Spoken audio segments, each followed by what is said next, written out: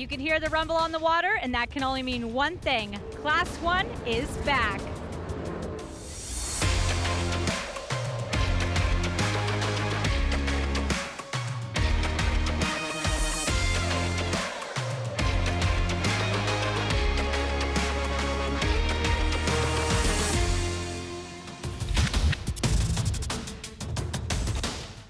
Welcome to Florida's fabulous Space Coast. Normally, rockets are launching just a few miles down the beach at Cape Canaveral, home of the Kennedy Space Center. But this weekend's blast-off is here at the annual Thunder on Cocoa Beach. The star attraction is the UIM Class 1 World Championship, the premier offshore boat racing series on this planet or any other. The UIM Class 1 World Championship is brought to you by Monster Energy. Unleash the beast. These boats are truly top of the line, and who better to give us a rundown than the most successful powerboat racer in history, 9-time world champion. Yes, 9. Steve Curtis, tell me a little bit about these monsters. We're standing on one right now. Give me some of the stats. They're the biggest boats out there racing. The smallest one in the class is 40 foot long and the biggest is 50 foot long. We're on the smallest one actually, with the smallest boat in the class. It's 40 foot long. And they're incredibly fast and they can run over incredibly rough water. But this one here has got twin, as they all do, 1100 horsepower Mercury engines, twin turbocharged. They're all running the same engines, they're spec engines, and they're all about 12 feet wide. They've got all built out of carbon fiber, so they're very, very close. They have to have this big safety canopy here, which is basically the same cockpit as an F-16 fighter plane, so it's really, really strong, all carbon fiber again, so it should be good and safe. And they're just unbelievable bits of kit. It's amazing how the technology's come on. Talk about technology and that advancement. Let's talk about your technology advancement. We've got a big birthday coming up. So it's nice to get a race in, you know, I'm 60 this year, hitting retirement age. We don't retire on boats. No, you don't need to, I guess. All right, well, that's a little bit about the boats. Let's meet the teams. And Myra, coming into this weekend, I just spoke to Steve Curtis. New partnership happening. That's really important because that's your relationship out there on the water. What is it like changing that up? It's not a great feeling at first because you don't know how the new person in the boat with you is going to react. But with as much experience as Steve has, and with me with quite a bit of experience, especially with really good throttlemen, we gelled pretty quick. We're right there in the mix with everybody, and I'm feeling really comfortable. Well, you got to do your job. So, you know, you get hired on to drive the boat, you drive the boat.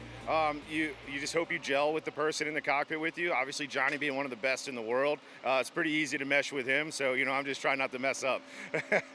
Anything you're excited about or worried about for the weekend? Well, we just got second in qualifying today. I heard there was still a little issue with one of our motors, so we only have improvements to make from here. Hopefully we can get on top of the podium.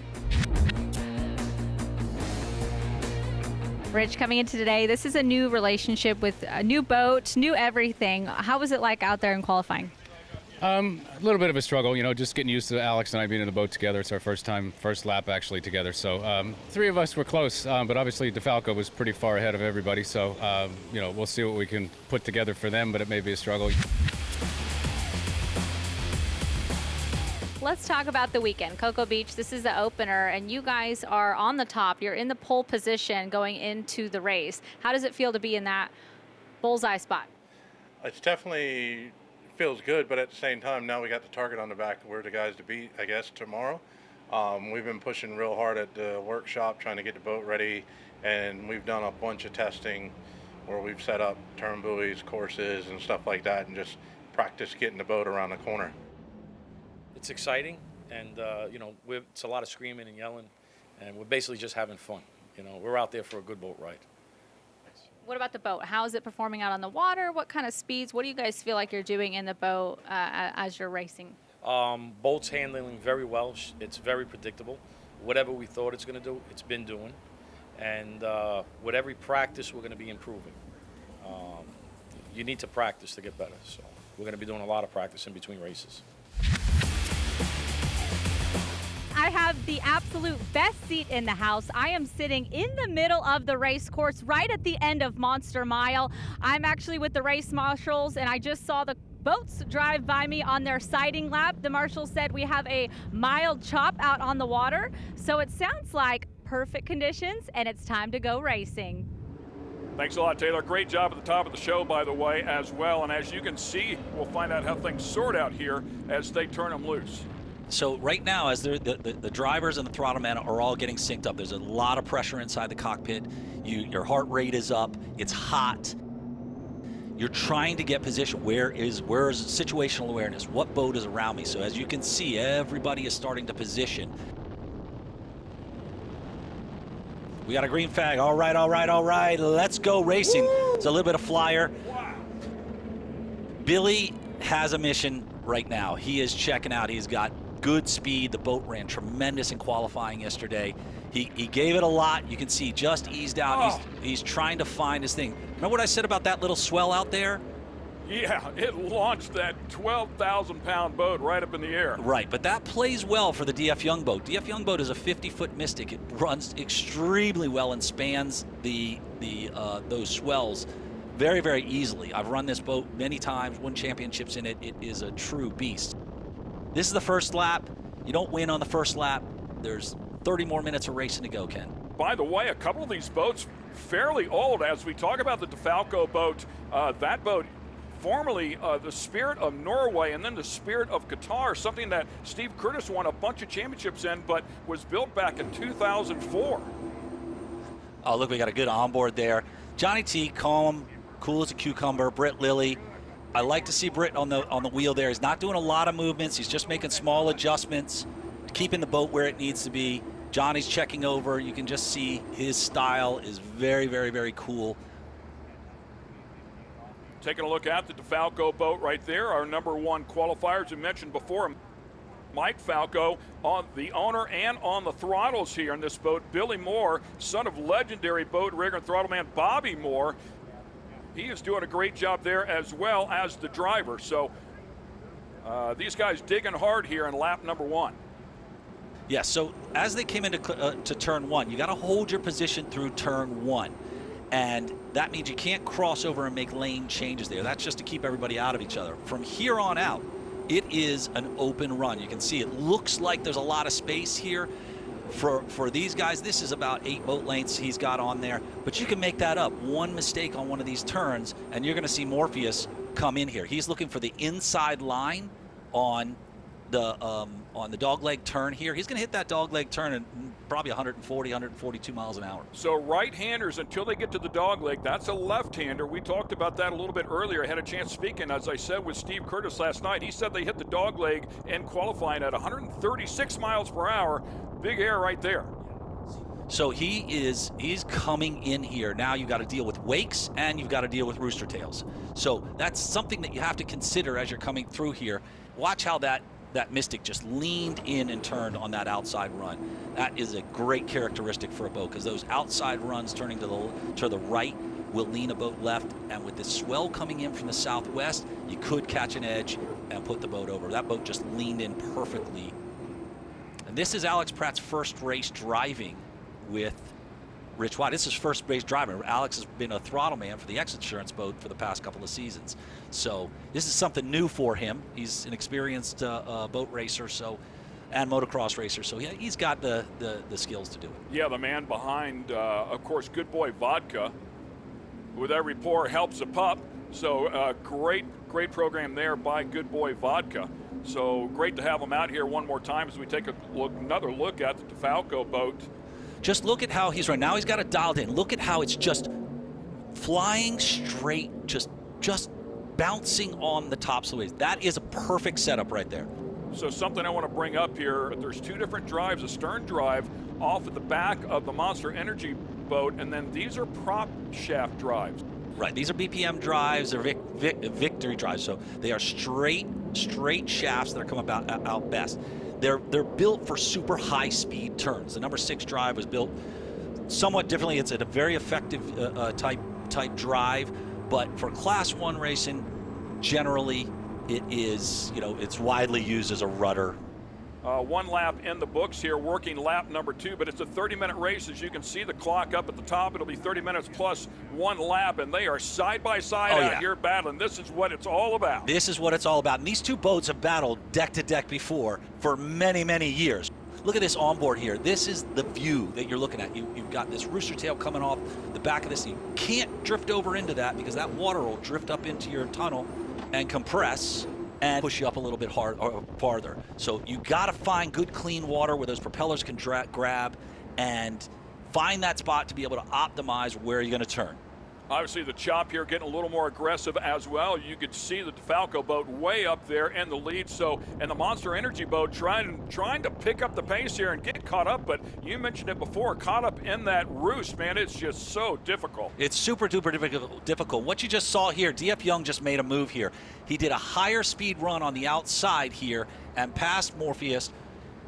He just put 4 boat lengths on Morpheus on that turn, just holding it down through that turn. It really made the difference here. He can come over now. Nice little fly there. But what he can do now, as he's taken this thing, he can begin to, he had some space in there, he can begin to take over that inside lane, which will force Morpheus to take an outside lane. He's got to make a good run up here to DeFalco, and as you can see, he's starting to make ground on him. I know Richie, when he's running like this, he's on a mission, he smells it, he's licking at his tail here. This is where this Mystic comes alive here. He's going to stay consistent, and he's going to push and push and push. 22 minutes yet to go inside of this one. Watching throttle man Johnny Tomlinson, 35 plus years, has amassed over 50 national and world titles, knows how to get it done. And as we watch these throttle men and these drivers, I think something we need to talk about for the fans at home that are watching, as these things come up out of the water, you'll see the throttle men pull back on those things. They don't want to bump those limiters. I don't know if I mentioned this at the top of the show when we were talking about the engines, but these are twin turbocharged V8, so if you get up into that limiter for any amount of time, you're going to lose all the boost in this thing, and then you've got to rebuild it again. I know you said it comes up quick, but that's still a moment in time when you don't have full power. A look at the 4 boats that are competing out here today. There's a good look at the Monster Energy supported MCON boat. Brand new 2023 Skater. That is a gorgeous piece. I had a chance to look down in the engine compartment one night ago in that one and in the cockpit inside of that one. As we talked about it, certainly regarded as one of the best. Myrick Coyle, certainly a very impressive resume for him as well, out of Osage Beach, Missouri. So he is doing the driving duties inside of this one. We talked about it being the smallest boat in the field, about 40 foot long here in comparison to a 50-footer there in some of the other cases, but feels like it would be good in this style of water. But unfortunately, he got behind, was stuck in that roost, and he's got a lot of ground to make up. I just saw DeFalco swing a little bit wide out here. Rich is diving in a little bit early now. He's just going to make, I bet he comes up, and he's 2-3 boat lengths that he just made up, diving in a little bit early on that turn and shaving off 1. You just start to calculate how many laps that I can do that with. If he keeps swinging wide, I can shave off 1. I can shave 1. Then I'm licking at him. Then I'm right on the transom. Now you have time to pressure. When you're pressuring tight, generally people he clearly closed the gap. Oh, he closed the gap there. By the way, checkered flag buoy right there. That is where the finish line is located here at the end of the race. But man, he this has is a drag race. This up, baby. It is on right now. This is a drag race right now, and I got to tell you, Rich has got the inside line. Wow, he had wicked terminal speed on it. Rich has got the inside line. I'm telling you, DeFalco's not catching that boat right now. if Rich can hold it together, DeFalco's not going to be able to catch that boat. This Mystic is running so good right now. It's running so easy. DeFalco boat is going to have to work to hold it together. Richie can put it on cruise control with that 50-foot running surface and literally skip over this thing. So I think what you're going to start to see here, Rich is going to have they've got good clean water on this turn, so he's going to be able to make the turn he wants. And then as he hits that back straightaway, he's going to stretch it out another 2-3 positions. And why does Mark know this so well? Because he raced with this guy. Rich Wyatt, you were teammates. Yeah. Of course, Rich racing for 26 years, Class 1 debut 2022, and joined the DF Young team. I've just seen the boat start to lose that bit of speed that he was running at the beginning of the race. They may have scared themselves. They may have took a flyer out there. They may have an issue in the boat. And we're hearing that DeFalco just stopped on the course as well. Taylor, you've been in the middle of all of this, gathering information. You have a little bit more. I was able to get a word from the MCon Monster Energy team. They are not having engine trouble. However, this is a new build. They changed the line. So they did have a small problem with the engine line. They were out this morning at 7:30 a.m. testing that boat. Unfortunately, it just wasn't enough to get it out in the front of that test. It's also a new throttleman, a new partnership working together with Myrick and Steve Curtis. So they're running this for points right now. However, DeFalco just pulled off the course. So that is a really good place for MCon to get them a little bit further up in the points. And we'll see, we've still got some race left to go. Back to you, gentlemen. Yeah, that's a shame, obviously, for Mike Falco and Billy Moore in that DeFalco boat. And there's a look at him right there with the hatch open there, left side engine compartment, taking a look inside of that one. DF Young team looking to pick up round one win here for 2024. Yeah, this is a big thing for these guys. Number one, it's a new team. I talk to Richie every day. He's excited. He was super excited to get out here and run the boat. They had made some changes, so he wasn't sure what was going to happen. Alex was running in the former X Insurance boat. You know, as with racing, there's a lot of switching and moving of chess pieces around, but at this point, the boat is on cruise control. You can see he's just taking it easy, super easy turns. He's not really flying it. You see that turn. You know, usually if he was really pushing it there, you would see a lot of side action. I think this is coming up here. Coming up on the last lap. Clock is down to zeros. It looks like he just rounded buoy number 9, finishing up that lap. He'll come back by start finish here and start this final lap. He's got such a comfortable lead right now. He can back off and do this. I think pretty much everybody is settled into, they know where they're going to be when the checkered flag comes around. It was a good event. I think we saw some tremendous racing. Morpheus and DF Young running, DF Young and DeFalco running, pressuring constantly.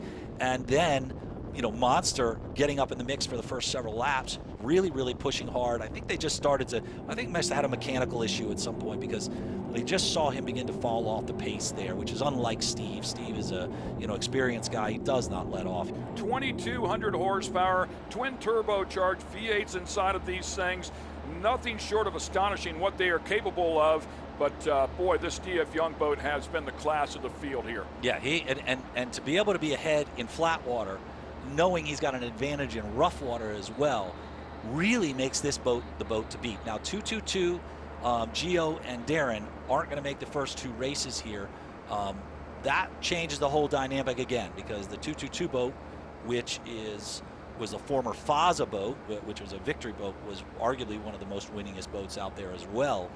That boat was fast, and that took the championship the past couple of years. He has been extremely fast. He's really not happy about not being out here. I talked to Gio the other day. They're hoping by the second race or the third race to be back over with a new sponsorship. So Darren, Gio, look forward to having you back out on the course. There are a couple of other boats threatening to come out right now. They're just making final adjustments. The X Insurance boat just went into repairs, I think in February. So that X Insurance Class 1 boat we should see probably in the next month, possibly not in Lake of the Ozarks, but for the following race in Sarasota, we'll probably see the X Insurance MTI out there. Aim towards that start-finish line. We'll just call it the finish line now. We'll keep an eye out for that checkered flag buoy. The DeFalco boat certainly was out front, and I mean had a sizable lead. Unfortunately, had a mechanical. That allowed the DF Young boat to close up quickly. There is the checkered flag at the finish line buoy, and it's going to be Rich Wyatt and Alex Pratt who are closing down on it here very quickly at speeds approaching 160 miles per hour. And there it is. That is our winner here in round number 1 of the UIM Class 1 Championship. What a great run here for the DF Young machine. This is the result that Herbie and Rich and Alex, this is the result that they wanted. They know they've got the boat right now. And they're just getting faster because there are things that they know that they can do to the boat that's just going to get the speed, get even more speed. They got to be so happy. Yeah, great stuff here, no question. They did pick up one win at Sheboygan a year ago, but to kick the season off here with a win, it has to feel wonderful. The UIM Class 1 World Championship was brought to you by Monster Energy, Unleash the Beast, and Mercury Racing. Live life wide open. The These are our winners right here. Alex Pratt, Rich Wyatt waving that checkered flag. Let's talk about that race. I spoke to you yesterday. I'm going to start with you, Rich, about qualifying. You guys were starting towards the back. You said that's no problem. We'll make it up, and you did just that today. Yeah, we won't worry about it. We don't go too hard in qualifying. We don't want to, do anything stupid the day before. So, we hit it like it owed us money today, and it ran great. Alex drove awesome. Crew did an awesome job giving us a boat that was perfect. So, can't be happier. I love it. And Alex, what was it like being out there? New team, everything is new, just getting out on the water. Well, Rich and I have got a lot of things in common, and it was just an incredible race. He was yelling outside, I was yelling inside. I was like, listen, we're going where we're going. We got to beat these guys. And so I think it was a tremendous race, and everything ran great. Shout out to Herbie for putting the boat together and getting all dialed in. We picked the right gear set today for sure. Mark, you've been there before, man. Yes. What a feeling, huh? Oh, it is the best. Morpheus 8, Allegra Motorsports with Britt Lilly and Johnny Tomlinson there, finishing up in second. Monster Energy IMCON and Team DeFalco. Tough ending for the DeFalco team that got off to such a great start. The Mercury Racing wide open moment at Thunder on Cocoa Beach was brought to you by DF Young with this incredible 2-for-1 pass on the south side of the course. Good Boy Vodka, DF Young, make your way to the top spot on the podium. Alex Pratt and Rich Wyatt. We're back again in 2 weeks for more racing at Lake of the Ozarks. It's going to be a completely new terrain, new water. For myself, Mark Granite, Ken Stout, I'm Taylor Snyder. We'll see you guys soon.